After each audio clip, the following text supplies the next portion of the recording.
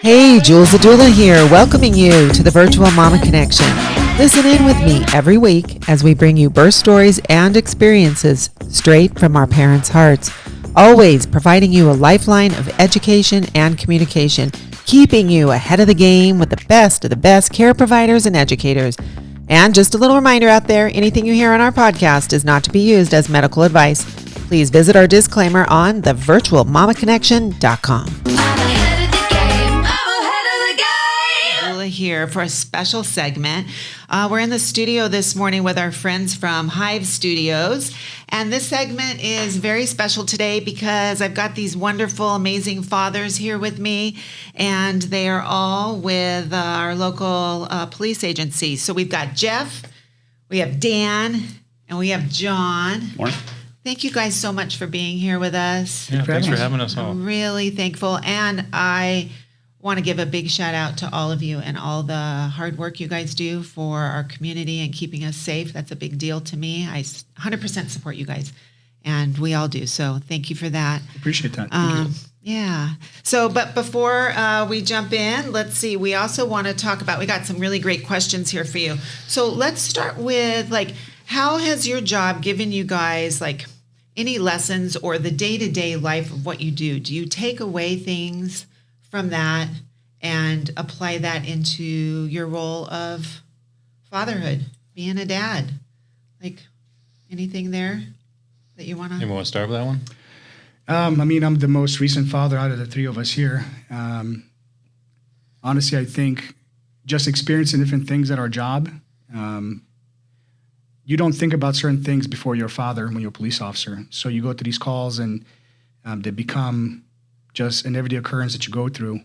And then once you become a father, you start looking at everybody you deal with as, at least from my perspective, that they were a child at one point and they were a baby. And you wonder how they ended up at the point in their life where now they're dealing with the police, either on a daily or weekly basis, or they're in and out of jail, in and out of prison, get hooked on drugs. And, we've dealt with people in our profession that are children of police officers as well.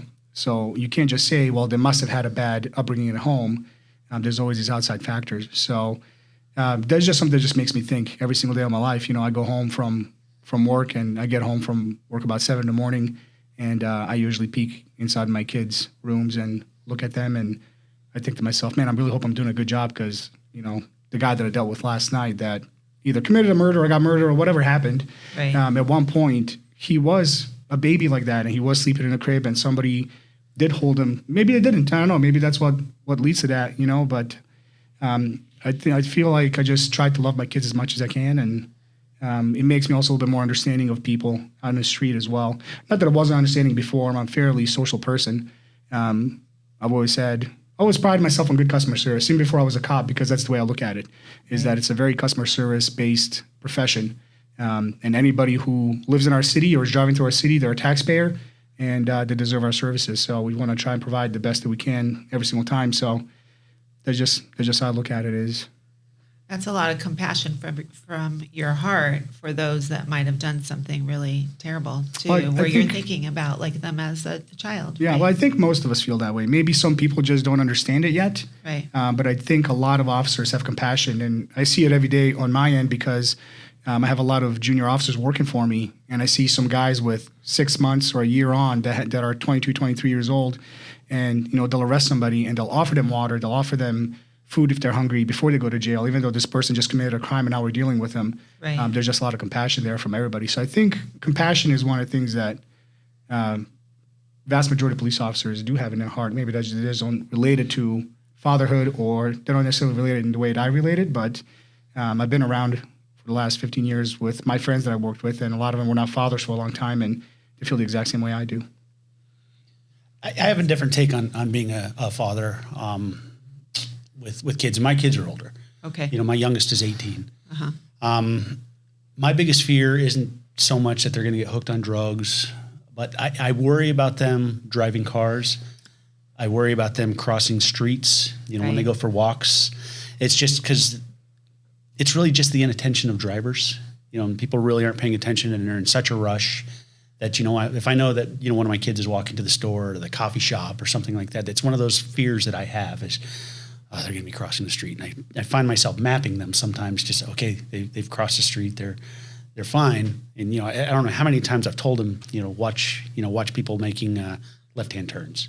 Just always watch the person making a left-hand turn. And it's just, and then when they start driving, that's kind of a fear. Where are they? And I'm fine when they're just around town, but like when they drive on the freeway, that's one of those things that I always told my kids, hey, until we're ready, until I'm ready, you're not driving on the freeway. We're taking surface streets. Freeway's scary for all of us. Every one of my kids. Okay, maybe we should start talking about driving on the freeway. Dad, I've been driving on the freeway for the last 6 months. All right. I tell my wife, hey, you're not my wife. Tell me your work. There we go. But I did, tell my wife, I said, did you know that? And she goes, oh, yeah. All right. Well, because you see a lot, right? So that's why and that's what it is. And it's that. not, I don't think anybody, it's not so much the criminal intent. It's just, inattention, speeding, obviously drinking and driving and things like that. And those are things that I worry about with my kids. Absolutely. Still to this day. What about you, Jeff? So my kids are between Dan and John. And so my kids aren't driving yet, but I do have that extra worry. And I think that's one thing I carry away from the job is we encounter people in pretty much their worst of times. And that's our day in and day out. And when you go home, you have to be able to flip that switch and be able to this is normal life. The world isn't as bad as what you always see it to be. And so my kids, they're 14 on down to newborn. And so my level of worry, trying to keep them on the right path, is kind of more my focus, my takeaway. So hopefully they'll be all right when it comes to driving. That's another thing I have to, look forward to. But just, who they are associated with, and also how the job affects me when I go home. And my kids see, if I'm down, if I'm sad, if I'm ecstatic. And one of my daughters always asks every day after work, hey, Dad, how's work? Spill the tea, and she wants to know all the details. And then obviously I have to filter age appropriate, because they want to live a little bit through their dad's profession. They're proud of their dad, and that makes me proud. Right. But still, the worry is always there. It's a constant. I bet. Yeah. I bet. Well, what would you guys say the biggest misconception is about fathers in your profession? I'll start with that if that's all right. I think the biggest thing is people probably think that, oh, your dad's a cop, that he's constantly searching your room, that you're getting drug tests every day, that he's going through your car. And I don't think I've ever done that. I don't think I've ever gone through my either of my kids' phones.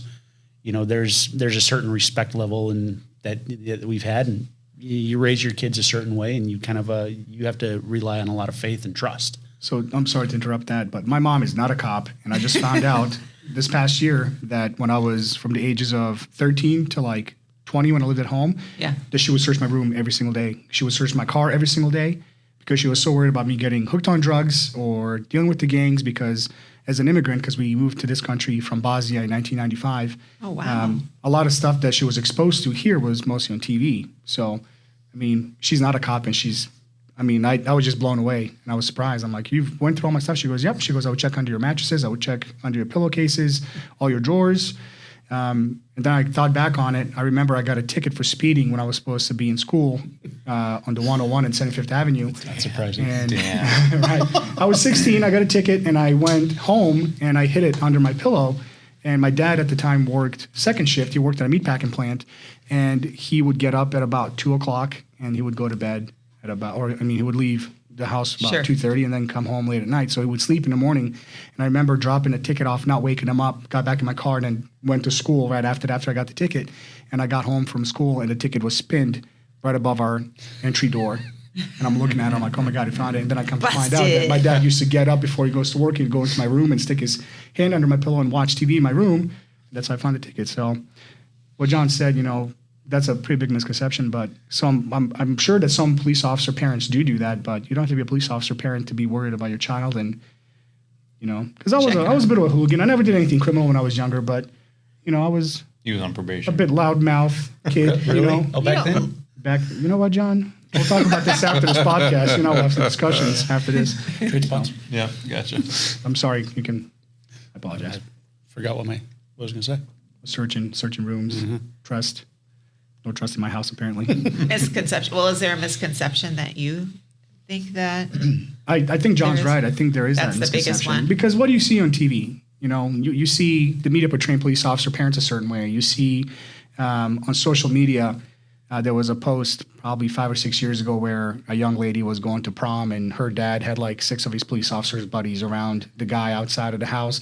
And it's all in jest, but to some people that's also reality because they have no other experience with police officers other than what they're exposed to on Facebook, Instagram, the news channels, social media, stuff like that. And a lot of those things are also taken out of context. Absolutely. So. Yeah. What about you, Jeff? I'd say probably the biggest misconception I see people have with fathers who are police officers is that we're such hard-nosed individuals, and we're humans. We are, the substitute teachers, the coaches, the people that, go to volleyball practice with their kids and everything else like that. We have barbecues just like everybody else. We are absolutely the same as everybody else. We just do a different profession, and that profession does impact us differently. But we're not always, hard-lined, hard-nosed individuals. So when I have some of my kids' friends come over and they say, "Oh, your dad's a cop," one of the lines is, "You better be on best behavior. My dad's going to arrest you." And it's just like that's not even the case, right? So. Well, I can contest to that because I was with Jeff when he and his wife had their beautiful baby, and I saw nothing but love and compassion for his wife and his baby and family, and that's true. Yeah, thank you. Yeah. So what about, can you guys give me a time where your job has impacted you as a father? Something that's happened out there that then kind of really hits home in here and you take it with you as a father? Several years ago, I went to a suicide. It was a 15-year-old that shot himself because he didn't make the soccer team. And that was one of those, it is just horrific to see, the pain on the parent's face at the scene. And you go home, and I don't like to take my work home, and I don't like to, do all that. But that is just one of those things. I think I climbed in bed with one of my kids, and, they were sleeping. And, I worked third shift, and I just cried. And, it's just so impactful as a parent. It was horrific. So anything really to deal with kids, and you see, a lot of poverty in kids and the way kids live. Yeah. It's just sad, and which makes me grateful that I do have a good job, and 100%. On that end, my wife and I talk about this all the time because she's also a police officer, and the stuff that he was just talking about, where you see that, you always wonder, like, why did that become so important to that kid? Where were these pressures coming from? I started and quit soccer probably 5 times throughout high school, and I never once felt pressured that I have to do it, or if I don't make the team, something bad is going to happen to me. And you just you try to rationalize it to yourself, and you really can't because you don't know what experiences that kid has had. So my wife and I always talk about that, and we're like, we don't care what they do as long as they're happy. I don't care who they love. I don't care what they do for a living. I don't care where they live. If you have the means to do it, we'll move with them if we need to help them out. But the thing for me is always things with kids, like he said. There was, in the last couple months, it feels like almost once a week, we've had a child under 1 pass at work.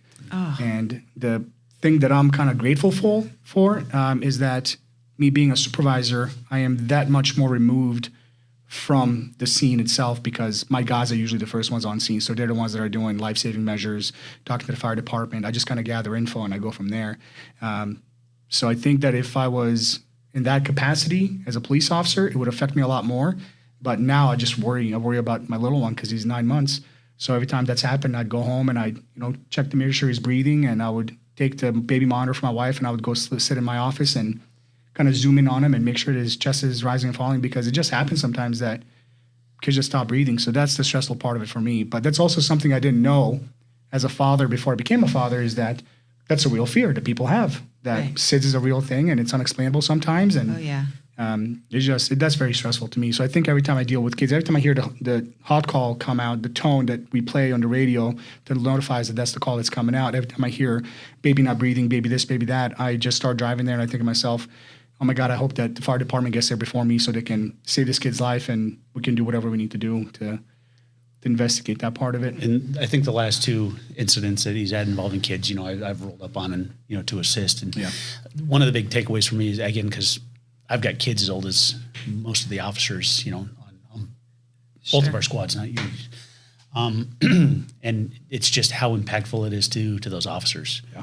You know, especially the first ones on scene that maybe did CPR or watched the fire department do CPR on these kids. It's just, you know, so I always like to step back, and once we've got the scene controlled, you know, check on the officers and see how they're doing. And we do have programs in place now that we did not have even as short as 15 years ago. Yeah. I remember my old partner just came to our precinct from another area after training, and the first call him and I went on was a 4-year-old that got mauled by the family dog. And we went to the scene. We did life-saving measures on a child, and after the scene was secured, the helicopter left. The helicopter pilots and the doctors from the medevac told us, "Hey, the kid's not making it, but we're not going to tell the parents that on scene. Let them hear that from the doctors at the hospital." And we kind of sat around until detectives showed up. And then I remember driving to a quick trip and just washing the blood off our hands and getting the dust off of us because it was in a backyard. And I remember my partner and I just kind of stood in a QT and cried. And that was it. Like, hey, go take the next call. There was no supervisors coming to you and going, "Hey, I know you just witnessed a traumatic event. Do you need to talk to somebody?" Nobody checked on us a couple of days later. Nobody, there was just no programs in place to support officers through that stuff. It was just kind of expected that, hey, yeah, you'll deal with this stuff, get over it, move on, and take your next call.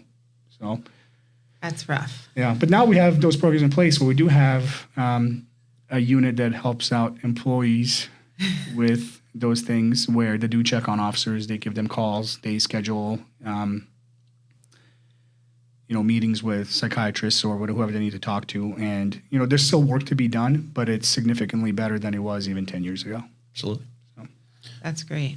Yeah, and so to dovetail off of what Dan was saying is that we do take away from our employment, our experiences, and so we're all on the same team, and we all support each other and each other's squads. My squad is obviously a little bit older, more senior, and everything, but lost my train of thought. But anyway, so long story short, I've been a dad a lot longer than I've been a supervisor, and so I pull on my experiences at work to parent, but I also pull on my fatherhood to how I supervise. And I hope I can say this, but there's a Cheerios commercial that actually encapsulates kind of what my perspective is on it. Is that as dads, we are the enforcers of rules, but when also there's broken hearts, we are the reinforcers, right? So we have to support our kids when they're down, but we're also the enforcers of, like, today's trash day. You got to take out the trash. And as supervisors, we also have to hold our employees accountable, but we're also, for those traumatic events, sorry, didn't mean to hit your mic there. For those traumatic events that we have, we are kind of like that first level of, like, envelopment around our people. And I think all of us as fathers kind of pull that away from our experiences as being dads and kind of, I guess, superimpose that onto our people.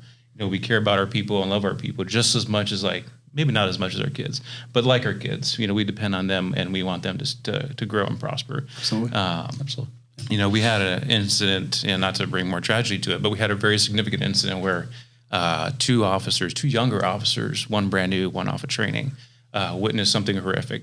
And, I had one in each arm, crying on my shoulder. And so as a dad, I felt like that was more natural for me to kind of envelop them as the reinforcers, of their broken hearts, essentially. So we play that balancing act, and I think that's kind of what I pull away from my job, and also pull away from my experience as being a dad. So they complement each other. Absolutely, I'd say so. Yeah. You know what amazes me as I'm sitting here listening to you guys when we were talking about, like, what happens out there, how it impacts you as being a father, right? All of you guys went to immediately the things that you see with children or those that are in trouble or whatever, right? But no one here said anything about how, because what you do is very dangerous, right? No one thought of themselves. Not one of you said anything about, what about something happening to you, right? Does that impact you as a father, or, like, when you think about that?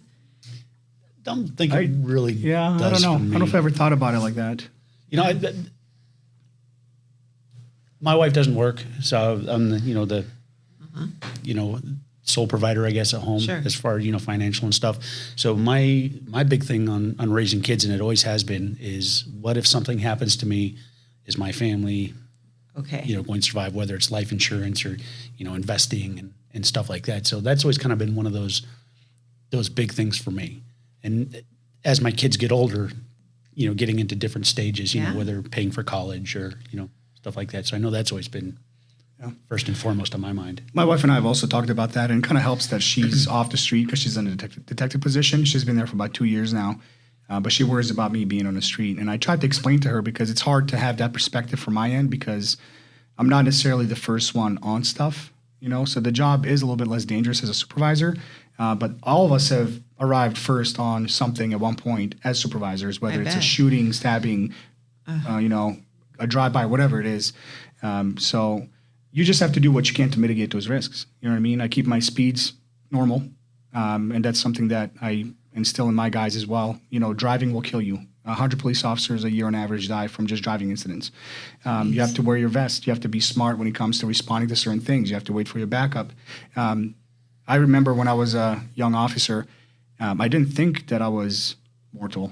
I thought I was the most amazing, badass dude on the planet, and I would respond to a shooting. I'd get there, I'd be the first one there, and I'd run in, not waiting for anybody, And I do not remember when the switch flipped for me, but I remember one day I just realized, wow, this guy can ambush me. This guy can be hiding behind a car here, a car there, and that's something I think that most new police officers go through, is that you have to get that reality check that mortality is a real thing, and you're not going to necessarily survive if you take, a round to a shoulder even, because you don't know where the bullet's going to go once it's inside of you.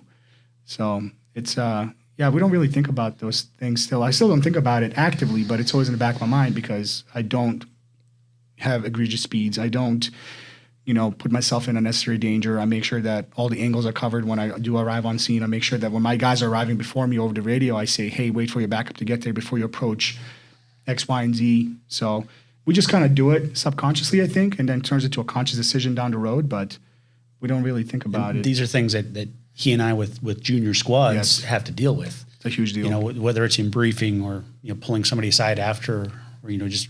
Want to tell what a briefing is real quick? A briefing before every shift.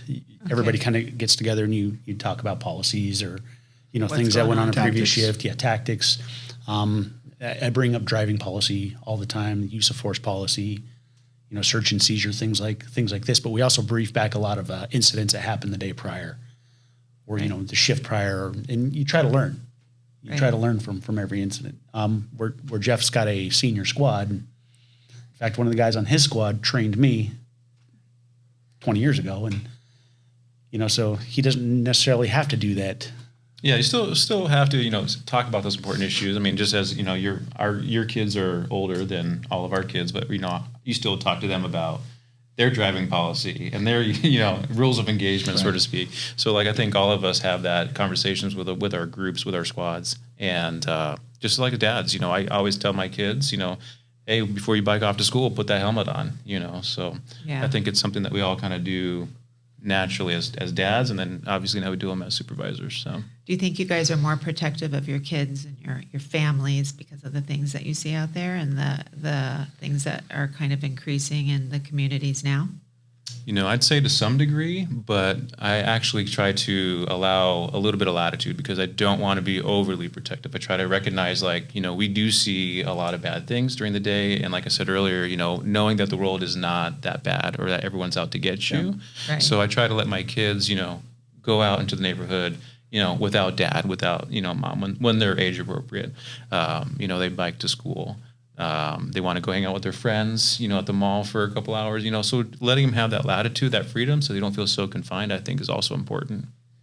That's awesome. You guys all feel that way too? Yeah, I think my kids are too young to get to that point yet, but I do feel that way. My kid, I just built him with my brother-in-law and another one of my friends, like a little 2-story playground in the backyard. And my wife is like, oh my God, it's so tall. And I said, well, it's going to fall once and he's going to learn not to do it again, So everything's a learning experience. And I think that if the way it was for me when I was younger is if you put something in a box in front of me, I don't know what it is, and you tell me, don't look in the box and then you leave, I'm definitely going to look in that box. So when I was younger, my parents told me, hey, if you go out and you drink, if you go out and somebody gives you something, don't drive. You call us, we'll come pick you up. So when I was younger, I just turned 16, and I drove my mom's old 1995 Mitsubishi Mirage to a party. I remember I had one beer, and about 2 o'clock rolled around, and I was so nervous to call my dad, and I called my dad and had him come pick me up.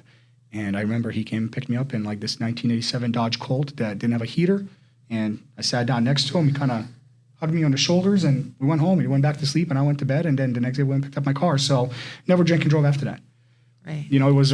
I mean, not that I drank and drove then, but I just didn't have the Yeah. need to go out and go to these high school parties. I didn't drink in high school at all. I didn't start drinking casually until I started college. So it's just one of those things that, I mean, like I said, my perspective is just they're still very young. I don't know how I'm going to handle when they start driving or walking places. I think I'm probably going to worry a little bit. We see the environment that some of these kids grow up in, and I think it plays into our decisions as to how we're going to treat our kids, you know? Yeah, I would think so for sure. What about the need for more officers? I mean, we hear we need more. What would you say to those that are out there that are thinking about it? Like, any advice to them, or why this is something they should consider? I think I'm the most senior of these guys. I've enjoyed every step of the way in this job, different details that I've gone to. I think it's a fantastic job.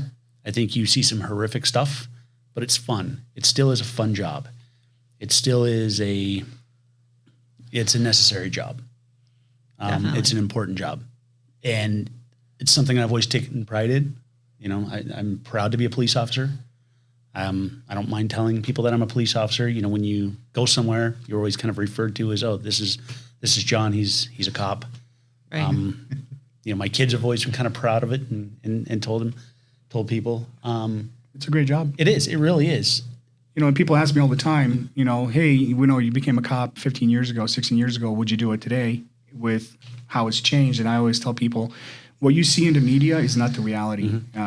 I would talk to me about that. I would absolutely do this job today. If I was 21, 22 years old again and I wanted to be a police officer, I would definitely do it. Absolutely. All over again. And I don't care about the retirement. When I got hired on with this job in 2006, I took a pay cut. I took 50% pay cut to go from Best Buy to be a police officer. And everybody made fun of me. They're like, dude, you're making $33,000 a year. Like, what are you doing that for? And it's like, it's a calling that's greater than me. I feel like, for one, this country provided a lot for my family. I don't think there's any other place where a Muslim father and a Christian Orthodox mother could have come and made something of themselves and bought properties and had successful ventures in their fields and then brought their kids up the way they did, except for in this country. Nothing's perfect, right? Nothing is perfect. But I think that this place is still very amazing to live in. I don't worry about, every day I wake up, I don't worry about if we're going to have bread in the store, or if I'm going to be able to buy food for my kids, or if I'm going to be able to feed myself, or if I'm going to be able to buy gas. I don't worry about those things. And that's not something that was the case back in Serbia and Bosnia when we lived there, because especially during the war, there was no fuel, there was no wood for a fire, there's no coal for fire, there's no way to keep yourself warm.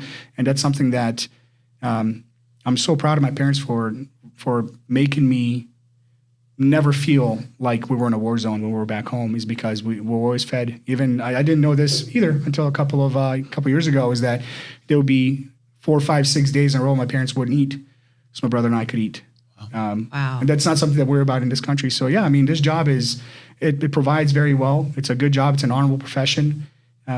I love it. And I tell everybody who's thinking about doing it, pay no attention to the media, because even when things are really bad in the media and people are saying, oh, cops this and cops that, you go driving down the street, and even in the areas that we work that are not necessarily the best when it comes to crime, people will pull up next to you at a light and tell you, hey, we love you, appreciate you, thank you so much, can you turn the lights off for my kids? And it's people from all walks of life that do that. You know, people that have been in trouble before, that turn their life around. It's people that have, you know, kids that just live in those neighborhoods that can't afford to go live somewhere else, and they appreciate us. They appreciate what we do. And if you were to just go based off of media, you would not be able to tell that at all, at all, ever. But I like hearing that, and that's my feeling. I mean, anyone I talk to is like, thank God for the police, right? Like, we need you guys. If we don't have law and order, then what do we have, right? Chaos. Yep. So I don't think anyone wants chaos for our families, and we're all I'm a mother, you guys are fathers. We want that balance in our community so that we can be safe. Absolutely. I tell my squad probably once a month, you know, when things start getting negative in the media, is, you know, turn off the news, turn off social media, and drive around and see how people react to you. As Dan said, go to the Circle K, you know, and just, you know, there's not much open in the middle of the night, but, you know, go to the Circle K and you know, Most people that will come in will acknowledge you, say hi, especially, if you smile at them and say Sure. hi. There's a lot of support for the police. Yeah, and especially in our valley here, the Valley of the Sun has often been called, the little big town, and it's because seems like there's less than 6 degrees of separation in the valley. Oh yeah, and people know people, they talk to each other, and I think that outside of that media circle, the actual base that supports the police department is huge. I think it's by and large the majority. Obviously, not the vocal majority. But, I mean, if you go to, as John was saying, Circle K, man, I can't tell you how many times people bought my drink, or our food awesome. And show support for us. Yeah. And it's overwhelming sometimes. Sometimes it's like, you don't expect that all the time, but it keeps happening. And it does reinforce the notion that the negativity, the war on police, as, the media has termed, it is a media narrative, and that's what it is. It's not reality. So I'd probably say once a week somebody buys us dinner, and we always try to find out from the waiter or the waitress who it was, and people want us to remain anonymous. They just tell us sworn to secrecy. They love what you guys are doing, and it's like you feel bad because they pay taxes and you provide a service. Right. You know what I mean? You didn't get into the job to get free food because we don't need to. We make more than teachers do. Buy a teacher food. We don't need the food. And not only that, in our jobs, I feel like as supervisors, we're so far removed from the actual boots on the ground of effort that our guys put in every day, that those guys are the ones that are deserving of food. So I usually pay it forward to my guys. If somebody buys me food, I'll go out and I'll just buy food for my guys and have them meet me up in an area within our precinct boundaries, and I'll just feed them for a little bit. So there is that cool feeling though when someone buys you something. I was at Starbucks just the other day and went in to go. I'm in the drive-through lane, go to pay, and she's like, "Oh, the car in front of you just bought your coffee." I love that. I've done that before for people. Did you buy it for the guy behind you? Yeah. And so she's like, they're passing it on. Sure. Yeah. Passing it on. Full people. Jeff, interrogate her immediately. No. Yeah. True plight. I did. So, but yeah, that's a nice way of saying thank you for what you guys do. And we do appreciate it. Like, it means the world to me, but I also don't want somebody to take money from their family to feed me because it's an optional meal for us. You know what I mean? We're at a restaurant, we're eating, we make good money, But to answer your question, if there's a need for more police officers, absolutely. We are critically understaffed right now. And one of the things that I've seen in the past couple of months is data that shows that Philadelphia Police Department has about 6,000 sworn police officers in the patrolling area of 144 square miles with 6,000 people. And they have a population of 1.603 million.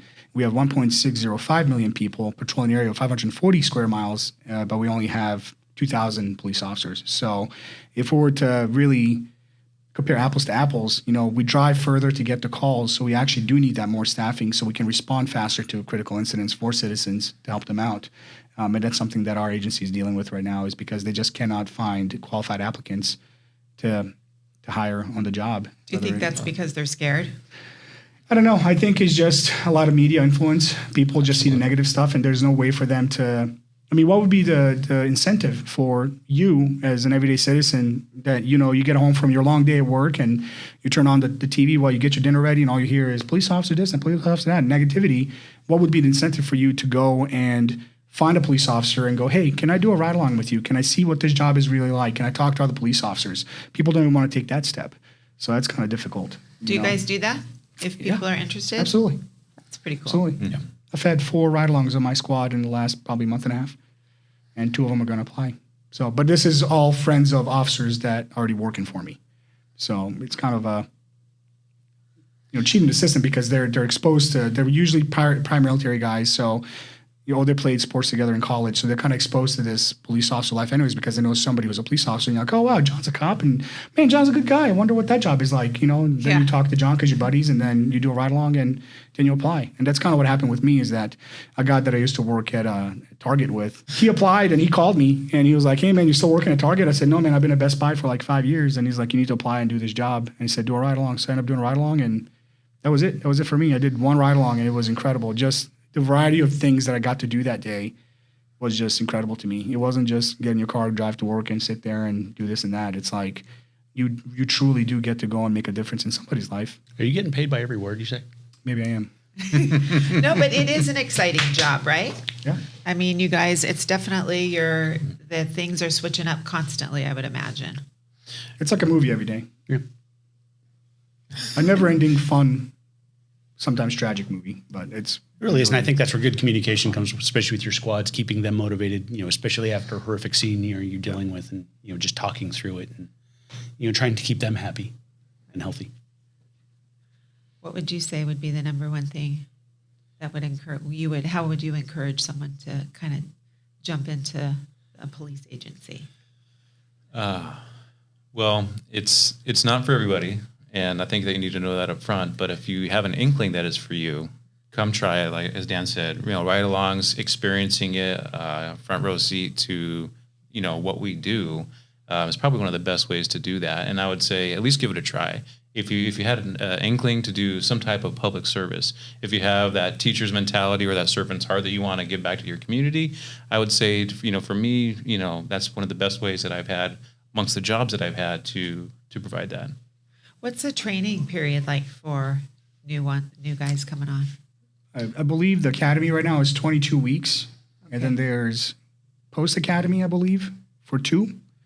Which is academy specific to your agency that they teach you your policies and procedures. And then the actual training period now, I believe, is 18 weeks total on the street time with another officer. And then you have a probationary year after that by yourself, where our supervisor rates you if you're going to pretty much make it or break it. It really start to finish from when you start the hiring process, really till you're solo and on your own squad is almost a year. Yeah. Because there's a lot of steps that you have to take. So that's background investigations, psychological investigations, medicals, training. Just to get qualified. And the background is pretty intense. The background packet, polygraphs, and then once you go to training, you're with another officer. You're still not solo capable. So then it's still the learning process. Right. And I don't know what the actual attrition rate numbers are, but it seems like they're fairly high now when people fail out of the academy or they fail out of the field training program. We had an officer on my old squad, because I was on training squad, where we ended up doing some active shooter training. And this officer was squared away. I mean, smart, assertive. She would go hands on people, make things very safe for herself, do things the right way. But we ended up doing active shooter inventor training. And on one of the scenarios, she peeked a corner and she got hit with a submunition round, which is just a plastic paintball pretty much fired out of a regular rifle. And she got hit in the chest, and we ended up running through the rest of the scenario. And that night when we were done, she ended up calling her field training officer and said, "Hey, I'm done. I just did not realize that I could take a corner walking around and somebody can kill me." And that was the realization for her. In my mind, I was like, how did you not know this when you applied? How did you not know that it's a dangerous job? How did you not know that potentially you could die in this field? So it it's just odd that people don't think about those things. So like he said, it's not for everybody. And she left a biochemical field to go be a police officer.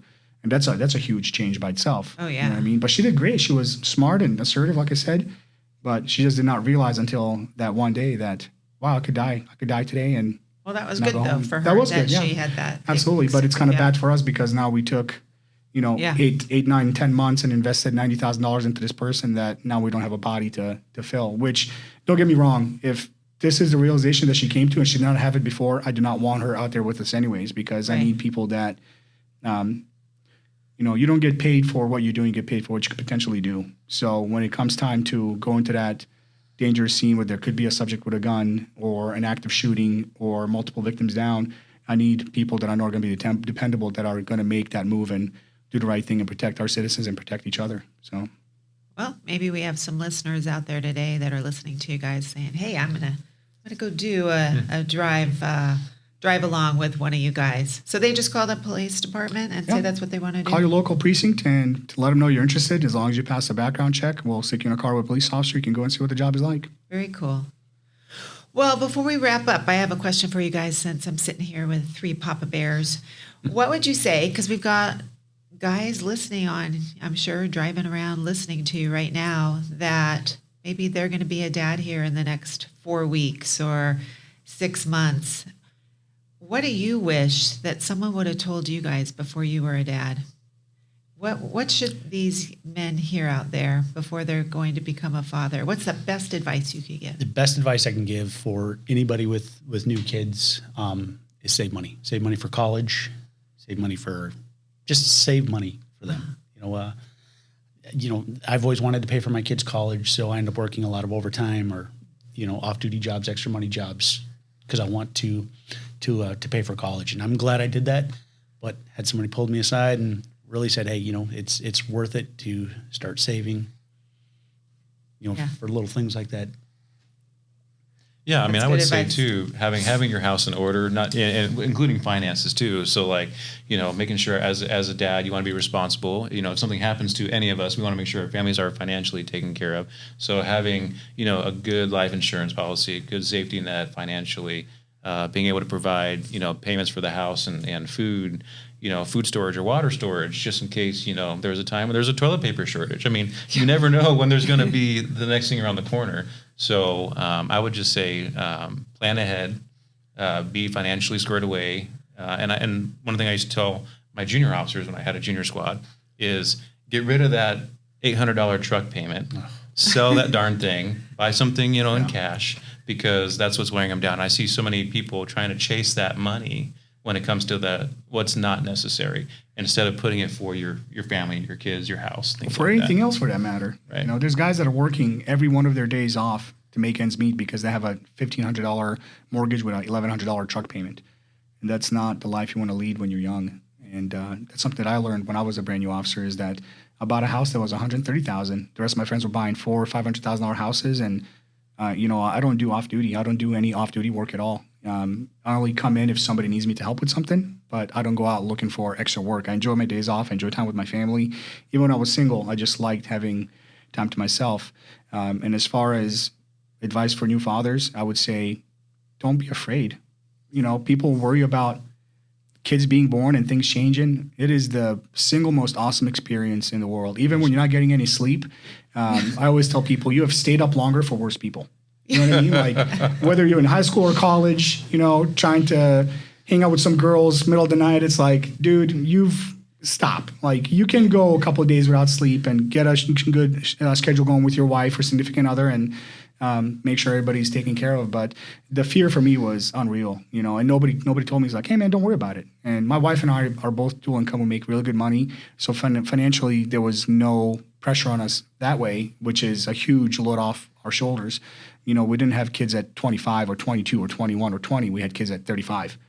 And our newest one was just born in March. So for us, it's a lot easier. For us, we don't worry about, are we going to have to save up money for diapers? Like, kids are cheap. I don't know. Kids are cheap. Like right now, I buy this little B-crack, Stand by. a Okay. little They're not cheap. formula. You know what I mean? Like, not cheap. he eats fine. It's the cost of my kids a month is probably like 3 meals out for me if I go out and eat, because Right. I'm a moron that spends a lot of money on food. So it just don't have any fears. Take it as it comes, and you'll learn through experience, and listen to people around you that do have kids. That's what I would say. What about with your significant other? Because there's a transition and a shift there that takes place, right? When you get home and you're both are tired, and what should they expect with that? I don't think there really should be that much of expectation. I think really just need to go with the flow. Like, so my kids are, 14, 12, 8, and then I just had my son who's a newborn. And I forgot, in 8 years, I forgot about just letting go, being with the flow.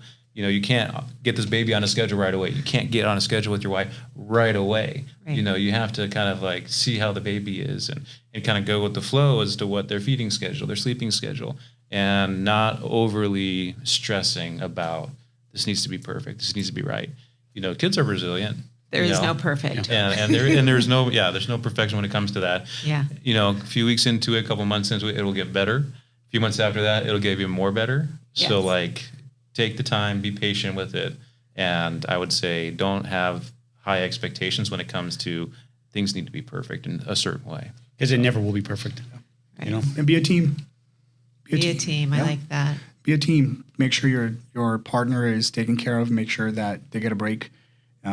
Sometimes I'm not very good at that, because I'll notice my wife, we're laying in bed one night and she's like, what is that noise? And I'm like, and I'm mute to TV, and I'm like, what are you talking about? She goes, I hear a noise. And I play the TV and she goes, mute the TV. I still hear a noise. So I mute the TV again and she turns towards me and she goes, it's your nostril. Fix your nose. I'm like, okay, dude, like you need to go on a vacation. So she ended up going to DC for 5 days. You know what I mean? Comes back.